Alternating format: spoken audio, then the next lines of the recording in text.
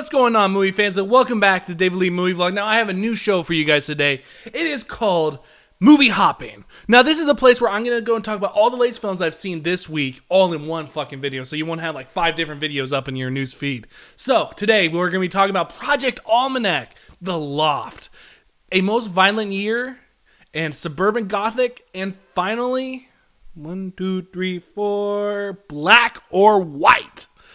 Yes, we got a lot to cover, so let's just go right to it. And if you don't want to know, but you do, the first one we're going to talk about is the shittiest film I've seen in January, and that is The Loft. This film had a 0% on Rotten Tomato. Now, when I went back on Rotten Tomato today just to look and see if maybe somebody who's like a dick and was like, I'm just going to give this film a good view because all the movie critics, they give it terrible views. I'm going to be the different one. I'm going to be the black sheep in the family. And it went up to about 5%. And mind you, I can look at people's opinions and be like, hey, you know, it's your own opinion. Hey, go at it. But when you make a review and it feels like a little bit forced and makes you think that this person just liking this video just to go against the grain and be having people click on his being like, why did you like it so much? Kind of like how I did. And that is so shitty. Now, the moral of this film is that 5 guys, they decide we need our own sex pad. We need a pad that we can go take our girls and our mistresses, actually, and just go and bang the shit out of them and then just leave them and we just go back to our family and no one will know. There's no bills. There's nothing for our girls to find. And also, these 5 assholes buy this loft, and one of them comes in, and they find a dead body in the bed. Now it's a who did it with the group and seeing who killed this girl. It's all so fucking stupid. I mean, you just want to pull your hair out when you're watching this film. You're like, why are you doing this? What made you, what? No. Stop with the stupid fucking dialogue. The script. Oh, fucking A, the script. I just want to go and slap the guy around and be like, why do you write like a 3rd grader? People don't do this. This doesn't make any sense. You make the guys in this film seem like such assholes. Like, there's nothing in there you can relate to. And then you see the fucking women in this film. They are so degrading. They, like, the guy who wrote this is like, all women have their or their mans who are just cheaters, and they may hate it, but they're just sick and tired of it, but they can't leave. No, they can't. And if they do leave, they're gonna go fuck the guy's best friend. And it's so fucking stupid. All the people in this film are so stupid, and just, you hate them. You literally hate them. There's nothing in here you can like. I would be interested if this has something to say, but it doesn't. This is just a terrible film. This is a film that just is so degrading, and you can look at it. If you said to yourself, this is what real life is like. All guys are pigs. And then you look at the girls, and you're like, you girls are just being down women who are just going to stick with your man. But if you're going to leave, you're going to go fuck his best friend. That is so fucking stupid. No characters were likable. The writing was ridiculous. And you had these good actors in there. And you did nothing with them. I hate this film. I hate this film a lot. There was nothing redeeming about this film at all. And so I'm going to be giving The Loft an F. First F of January, first F of 2015, and that's saying a lot, because I had to go watch Take It 3, which fucking sucked. I had to go and watch The Woman in Black 2, which sucked ass, and even, oh my god, Jennifer Lopez and her that beautiful booty, which, you know, oh god, man, at 45, you still look fucking amazing, with The Boy Next Door. I mean, all those movies not getting an F, but you did. Congratulations. I mean, well done. So the next film that we have in this video is Project Almanac. The thing that caught my eye about this film is when it said a project or a produced film by Michael Bay.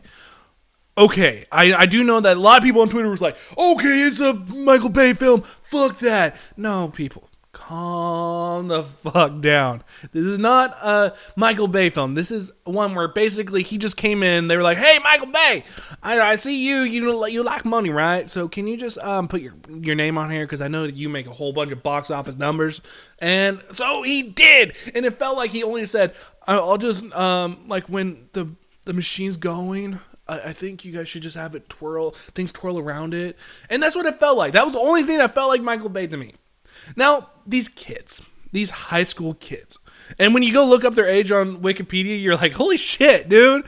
Like, one of the kids in there's like 28, one of them's like 24, and they're all playing like high school kids. But the good thing is that they kind of look like high school kids, to be frank.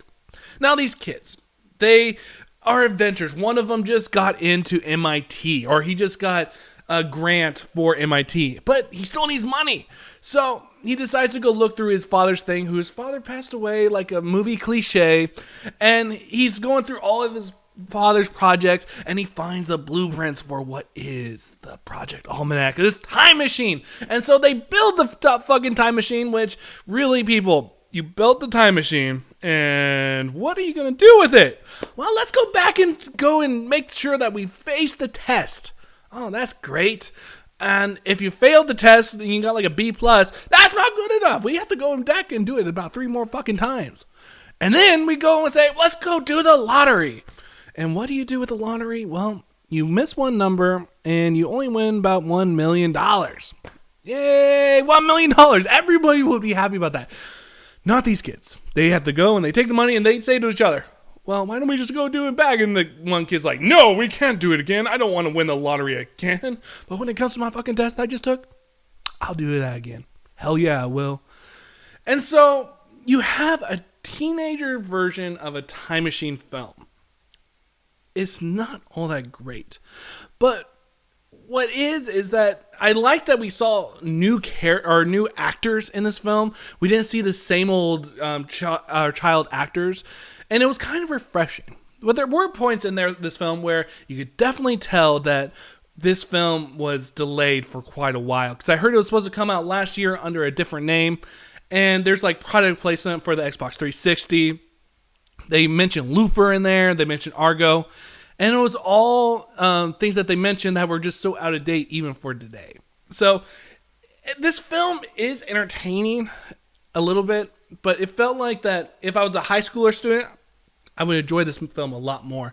But since I'm in my about 25, 26 years old, it's like I can't really relate to this film anymore. But I still had a good time. And the one thing that really does need to die about this type of genre is that we don't need any more found footage films. Because when you're looking at it, you're like, why is this really found footage, by the way? Because you could have easily done it and made it look like a regular film, had a regular camera, and everything would have been a little bit better. Because there's times in this film where I felt nauseous. And sometimes I don't when it comes to all these found footage films. But for some reason, this one, especially towards the end, I would just like, oh my God, my stomach hurts. Like, what the fuck are you doing? So in the end, I'm going to give Project Almanac a D. Have you seen the film? What do you guys think about it? Let me know down below. And the next film that we're going to go and look at is Suburban Gothic. Once a week, I always like trying to just take a little bit of time out of my day and just go watch a little independent film. And thank God for Rotten Tomatoes. Because Rotten Tomatoes allows me to go look at the big old blockbusters coming out this week and also the little independent films where I found Suburban Gothic. Now, Suburban Gothic kind of reminds me of Little Shop of Horrors meets Death Becomes Her. Just this black comedy that you just don't see nowadays. And so the storyline is that this man lost his job. Now he's licking his wounds and is going back to live with his parents. And his father's an absolute asshole. I mean, like, if there was an asshole meter, he would be at the very top. He's racist, he's rude, and he's just a terrible human being. And then you got the mother who looks like she came out of something out of the 1960s. She's okay. I mean, she loves her son to death. She never goes and says to her husband, like, dude, you're a fucking asshole. But that's because she's just a 1960s woman's cliche. And then one day, the son just having a dream, a ghost appears to him, and now it's up to him to try to figure out how to set this ghost free, while also being deathly afraid of it and having women trouble. It's an all-around a fun movie. This is like a movie you just don't see nowadays, especially when you go to the movie theaters to watch a big blockbuster. It's a dark comedy that knows exactly what it is. The director, you definitely tell, he's like, I'm going to just make a crazy black comedy, and I know it won't sell. I know it's very cliche. I know it has like a group of people that will love it, but it won't go out to the mainstream. But just go and look, hunting for these little independent films and find this little gem. I'm just ecstatic to tell you guys about it, because you just don't see this type of film anywhere in today's Hollywood blockbusters. The only thing I can say that's a negative about this film is that the script is not as strong as it could have been. I think they should have took a little bit more time on it, but the direction was pretty nice, and the actors that they had in here did a pretty good job, especially with what they had to do. I just had a really good time with this film. It's a film that you're just going to go out with a smile on your face, and you're just going to be reminded of all those little independent horror black comedies that you just knew and loved back in the day. So in the end, I'm going to give Suburban Gothic a C+. We're 3 down, 2 to go, and the next film that we're going to be looking at is A Most Violent Year. This is a film that came out in 2014, and I really did think that this film was going to get an Oscar nomination this year in the Oscars. But of course it didn't. But when I went into it, oh my god, my excitement level for this film was through the roof. I just love mobster movies. And what this is not really that. You have a man played by Oscar Isaac who wants to have a legitimate business. He doesn't want to have ties to the mob, but he does in his past. And so he decides to go buy this property, and he has 30 days to pay off the property, or the guy who has the property is going to go sell it to his rival. So now you have him trying to get all this money, these group of people who are just taking down his corporation one truck at a time, and you just have this guy being thrown through the ringer, and having this wife played by Jessica Chastain. Oh my god. When she's on screen, she is magnetic. Everything she says, you're like gripped to your seat, just looking like, holy shit, I love her character. The only thing I wish is that this film had more of her, because in the beginning of the film, you see a lot of her, and they definitely do give her a great character. But then somewhere between the second half and third half, she's like hardly in there at all. Now, you do have David Oyelowo, who's playing this detective, who's looking at taking down the crooked side of Oscar Isaac's company. And it is absolutely wonderful to see David Oyelowo in this part, because right when I saw his name just come up in the credits, I was like, holy shit, the guy from Selma is in this film? Oh my god, I cannot wait to see what he's going to do. And just to see him and Oscar Isaac playing off each other, it was really good. And to have Jessica Chastain and David Oyelowo in this one scene where David Oyelowo goes and disrupts a birthday party is just, oh my god, it's like tension filled. I like this movie. It was different from any mob movie that I've seen before. It was almost like a superhero movie at times, and you will know what I mean when you guys will watch it. It was a really good movie. There were times, though, where it was slow, and I do wish that there was more of Jessica Chastain's character. But all in all, this film was entertaining, and it definitely is going to be a film I'm going to be buying on Blu-ray. So in the end, I'm going to be giving A Most Violent Year a B+. Now the final film that I'm going to be reviewing is Black or White. So I'll keep it short, and let's get into it now! The last 2 years, Kevin Costner has been doing like the same type of stories. Either a sports story that's heartfelt, or a film that has something to say. Now Black or White, definitely, as you can see from the title, is dealing with race. Now Kevin Costner just lost his wife, and they've been taking care of their granddaughter.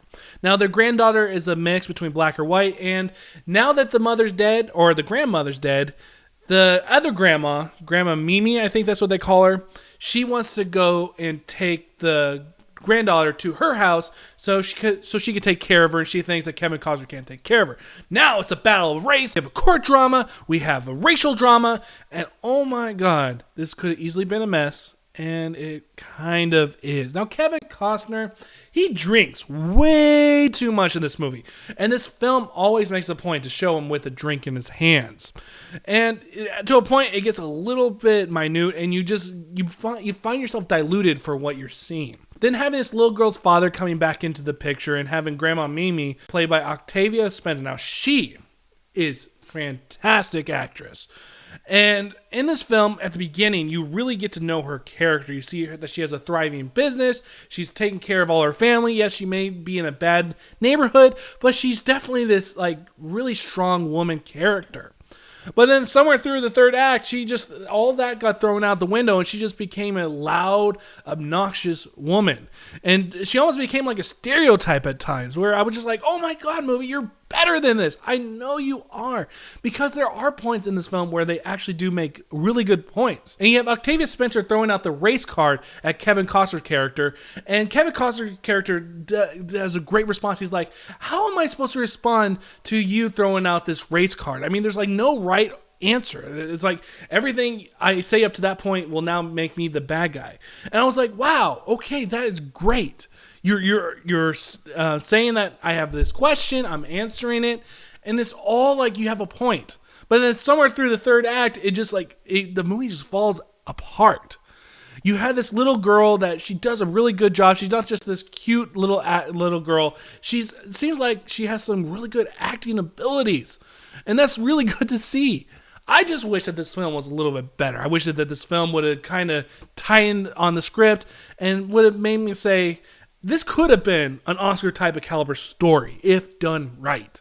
But this film kind of just dropped the ball, and I just want a little bit more out of it.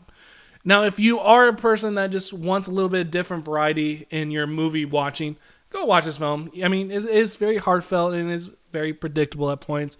And I just want a little bit more out of this film. So in the end, I'm going to give Black or White a C.